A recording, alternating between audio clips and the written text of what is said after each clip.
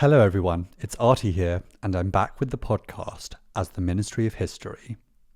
Today is Christmas Day 2024, and so in this bite-sized episode, we are going to talk about something that took place on this day 110 years ago, one of the most remarkable Christmases in history. Amidst the unrelenting horrors of the First World War, the deafening roar of artillery, the relentless clatter of machine guns, and the booms of explosions, a miracle occurred. On Christmas Day 1914, everything fell silent. In the eerie stillness, soldiers emerged cautiously from the trenches of no man's land, not as enemies, but as humans. They shook hands, shared cigarettes, sang hymns, and even kicked a ball around on the war-torn ground where hours earlier they had fought to the death. For one brief, extraordinary day, the horrors of war faded away, and the true spirit of Christmas triumphed over the brutality of conflict.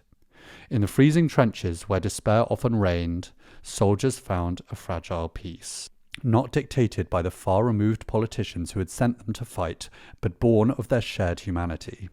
It was a fleeting yet profound moment where camaraderie and hope shone like Christmas lights through the darkness. This is the extraordinary story of the 1914 Christmas Truce. In 1914, Europe collapsed into the most devastating war it had ever seen up until that point. What started as a war between Austria-Hungary and Serbia escalated, with the big powers of Europe, France, Germany and Russia, being pulled into the conflict because of alliances and treaty obligations. The Germans had at first tried to enact their Schlieffen Plan and quickly knock France out of the war before turning its military machine on its eastern borders to attack the Russian juggernaut. This didn't go quite according to plan, as the Germans invaded France through neutral Belgium, which brought the final large European power, Britain, into the war against Germany. The French and British then eventually halted the German advance at the River Marne to the east of Paris in September 1914, and it was here that both sides then dug in, and the front line of the First World War would not move more than about 80 kilometres from that position until March 1918. Due to an imbalance in military advancements, defensive technologies like barbed wire, machine guns, and rapid-fire artillery far outpaced offensive capabilities. Attacks relied heavily on infantry with bolt-action rifles, making assaults devastatingly ineffective and costly. The disparity ensured that most offensives ended in failure, leading to a prolonged stalemate with neither side able to gain a decisive advantage. This led to the Western Front stagnating into trench warfare, where each side built trenches, cutting into the ground to allow the men to hide from the gunfire, but also eventually with dugouts, where the soldiers could live, sleep, and in the winter keep warm. In a desperate effort to outflank each other, both sides attempted to extend their lines northward in what would become known as the Race to the Sea. Eventually, they reached a deadlock, forming a continuous front stretching 725 kilometres from Belgium's coast through northern France to the Swiss border. This entrenched line would remain largely unchanged over 3 years. By the end of 1914, after less than 5 months of fighting, the Western Front had claimed nearly 2 million casualties, including approximately 500,000 deaths. As autumn turned to winter, fighting became increasingly difficult with wet, muddy, or frozen ground. Both sides used this time to try and deal with the collapse in morale and general exhaustion of their men, and replenish equipment and ammunition. On Christmas Eve 1914, a frost arrived over the battlefields of Flanders in Belgium and in northern France. Everything froze, and the soldiers in both the British and German trenches on opposite sides of those fields had to do their best to keep warm. Over the course of the day, the British trenches sensed something in the air. Back at military HQ, this was also sensed, and the soldiers received a warning that they believed that the Germans may be planning to attack over Christmas or New Year, and that special vigilance was to be maintained in the trenches. The Germans were indeed planning something, but it wasn't an attack. As it began to get dark, British soldiers started noticing that there were little lights in the German trenches. The nervous British soldiers used periscope to get a closer view at what was going on, and what they saw surprised them. The German soldiers were in their trenches decorating Christmas trees with candles and decorations sent from their families. They were laughing and talking and reading letters. After all, it was Christmas Eve, the day that Germans traditionally celebrate Christmas. After a while, at one British trench, they started hearing Christmas carols being sung in the German trenches across no man's land. At first, they were suspicious and weren't sure if the enemy were trying to lure them out of their trenches.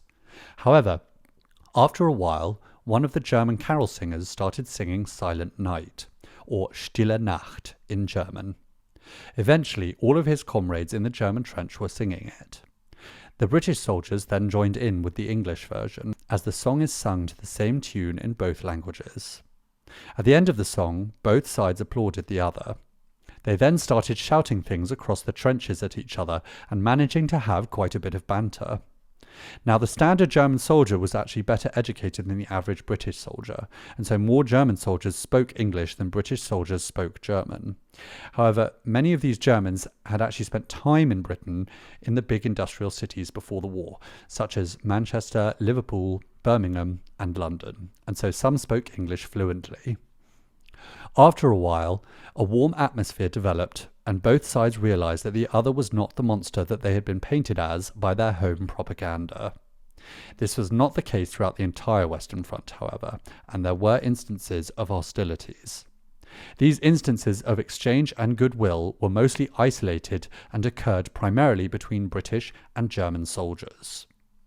Similar moments were reported between German troops and their Belgian and French counterparts, but these were far less common. This disparity largely stemmed from the nature of the conflict, because while British soldiers viewed the Germans as adversaries, Belgian and French soldiers saw German soldiers as invaders occupying their homelands, which created far greater hostility. Christmas Day 1914 was another frosty and misty morning. On that morning, presents were distributed to all British soldiers, and these would not just have been from family, but also from British industry and civilian population, who sent presents including chocolate and knitted goods. There was also a gift distributed to every single soldier of the British Empire, including Canada, Australia, New Zealand, India, and so on, from Princess Mary and charitable organisations, and these came in the form of a brass box. The standard brass box had inside of it 20 cigarettes, pipe tobacco, a pipe, a lighter, a Christmas card, and a photo of Princess Mary, though shortages sometimes replaced items like the lighter with substitutes like bullet pencils made from spent cartridges, and non-smokers received a similar box with sweets and writing materials instead of tobacco items. Specialized versions were created for Indian troops, Sikhs, and nurses, tailored to cultural and practical needs. By January 1915, the aim of delivering gifts to all soldiers on the front lines and Royal Navy ships was achieved, with simplified boxes later distributed to other British forces. However, the greatest gift for the soldiers that Christmas morning, both British and German, was the peace. Not a single gun fired, nor a shell exploded. Eventually, the Germans began calling out to the British, shouting, "Engländer! Britta! Tommy!" and cautiously sticking their heads above the parapets. As their confidence grew, some Germans climbed out of their trenches with raised hands, inviting the British to join them. Slowly, soldiers from both sides began venturing up and onto no man's land. They were very cautious at first, but still no guns rang out. What is quite incredible is just how much these soldiers, who only the day before were shooting at each other, were placing in each other. Truces had been a common thing in wartime, even before this, and were often used to allow different sides to bury their dead on the battlefield, and this did happen on Christmas Day 1914 as well. In one sector, when the dead had been buried that day, a collective service was held between the British and the Germans for all of their dead. As the day wore on, the soldiers from both sides started talking and exchanging gifts, such as cigarettes, pictures of loved ones, postcards, chocolates. Many British men shared some of the items they had received in their brass box from Princess Mary. They exchanged food and hot drinks, and some even danced together. Some talked about how bloody the battlefield was, and how very much they hated the slaughter and chaos. Some even got on to talking about why the war was being fought, which obviously wasn't a good idea, aside from the fact that nobody could really pinpoint exactly why they were fighting each other. But one of the most famous accounts of the Christmas Truce of 1914 was that football matches were played on no man's land. However, this is a point of contention, and historians are loath to put too much emphasis on it, as there is minimal evidence of such football matches ever having been played. Some historians do think that there were kickabouts with a football on the battlefield here and there. However, they largely agree that a proper match with 11 aside and a referee never took place. As the daylight started to fade on Christmas Day, the British and German soldiers shook hands for the last time, turned their backs on each other, and walked back to their trenches, from which they would be shooting to kill each other the following morning. Some of them murmured "good luck" to each other as they parted ways. Some of the truces actually went on for about a week, and in other areas they were back to shooting each other the next day. It was something that the soldiers on both sides would never ever forget, and is detailed in many letters and diaries from the men who had been involved in the truce that day, and the story of the truce lives on from these accounts. It's remarkable to think that, in the midst of the bloodiest conflict in human history up until that point, soldiers on both sides, without any orders from above, quietly agreed to lay down their arms and celebrate the unifying spirit of Christmas. This extraordinary moment truly embodies the magic of Christmas. Sadly, no further Christmas truces occurred during the First World War. By Christmas 1915, the dynamic of the war had changed drastically. Orders strictly forbidding fraternization were in place, and the armies were now filled by conscripts stirred by wartime propaganda to view the enemy as ruthless killers who had likely taken the lives of their comrades or loved ones. The professional soldiers of 1914, who had initiated the truce, were mostly gone, killed, captured, reassigned, or training new recruits. By then, the brutality of the war made such moments of humanity unthinkable.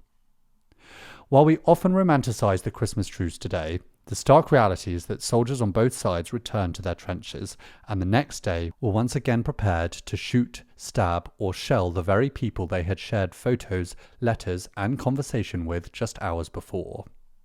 This abrupt return to violence highlights a deeply unsettling aspect of human nature: the ability to shift from moments of profound connection and goodwill back to the horrors of war in the blink of an eye.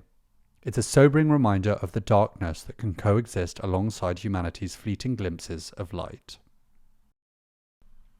I hope you enjoyed that episode about the incredible story of the 1914 Christmas Truce. Thank you very much for listening, and Merry Christmas to you all from me, Artie. See you next time. Goodbye.